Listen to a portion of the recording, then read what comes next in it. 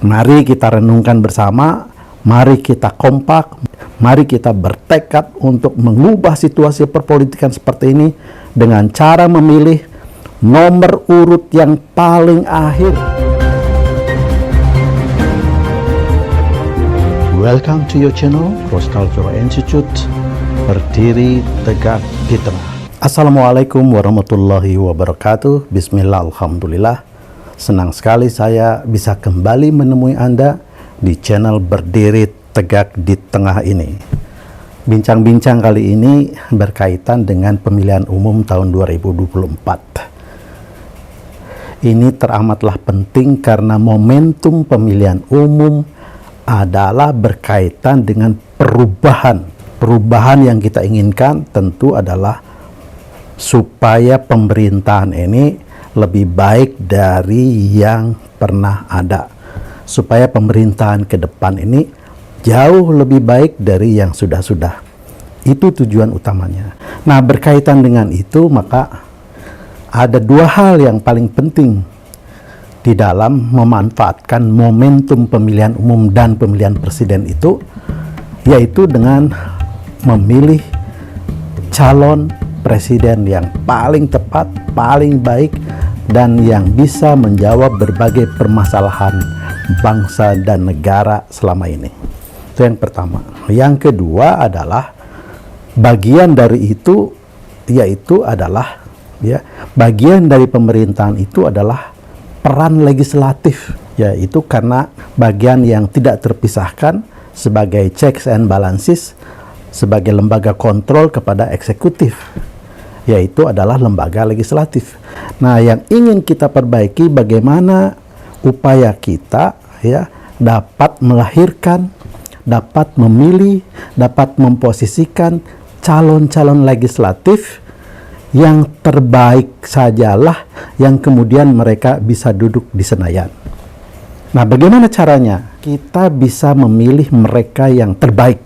Ya, selama ini kita akan sulit mencari siapa mereka karena kita tidak mengenal secara langsung, sebagian dari kita tidak mengenal secara langsung siapa yang akan kita pilih dari partai manapun, Nah, itulah salah satu kelemahan.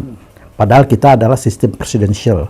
Harusnya siapa yang kita pilih itu adalah siapa yang kita tahu.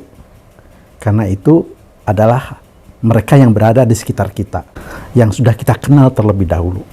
Tapi baiklah, sistem kita memang seperti itu, yang sering saya sebut dengan sistem yang buruk. Jadi sekarang tahapan sudah pada pendaftaran calon legislatif. Sudah ada daftarnya, partai-partai sudah menyerahkan calon-calon yang terbaiknya, yang nanti kemudian disahkan oleh KPU dan dicetak di dalam kertas suara semua calon-calon anggota legislatif yang diusulkan oleh partai politik pengusungnya untuk dipilih oleh rakyat. Nah, siapa yang harus kita pilih di antara mereka itu?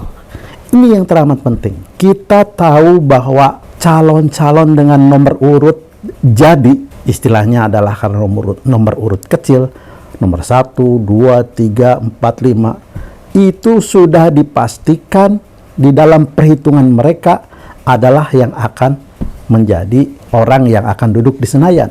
Karena akan suara kumulatif itu akan di stambos okot dikumulatifkan untuk memenuhi jumlah kuota yang diperlukan dari nomor urut 1, 2, 3 dan seterusnya.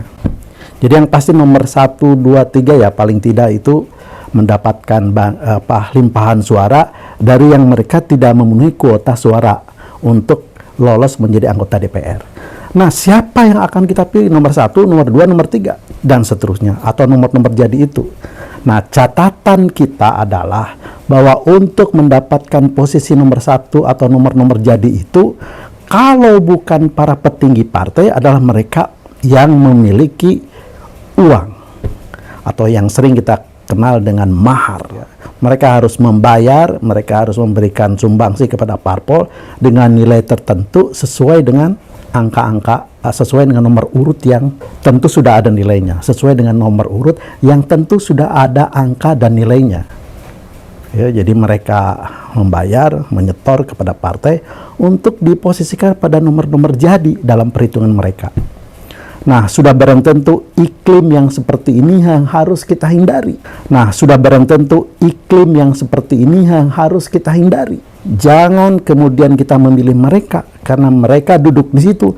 Kalau bukan sebagai petinggi partai yang berkuasa, yang bisa mengatur siapa akan duduk di mana, adalah mereka yang punya uang untuk bisa membeli nomor-nomor jadi itu. Dan nilainya itu seperti yang kita tahu puluhan miliar. Nah, jadi apa solusinya?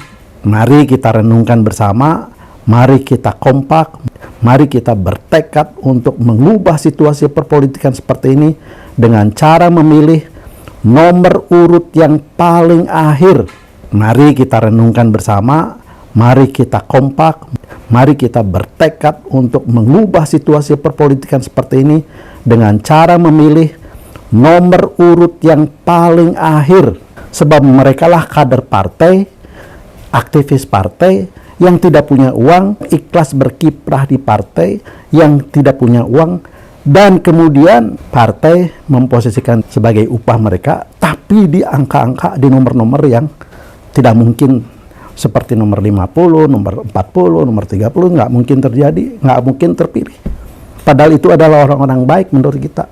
Hanya karena mereka tidak punya uang, kemudian mereka ya sekedar untuk memenuhi kuota KPU, mereka ada di situ. Nah, saran saya adalah mari kita kompak, pilihlah nomor urut yang terakhir. Mari kita kompak, pilihlah nomor urut yang terakhir. Itu siapa saja, dari partai mana saja, supaya kita terhindar dari politik uang yang biasa mereka lakukan untuk mendapatkan nomor-nomor jadi. Billahi taufiq wal hidayah. Wassalamualaikum warahmatullahi wabarakatuh. Terima kasih.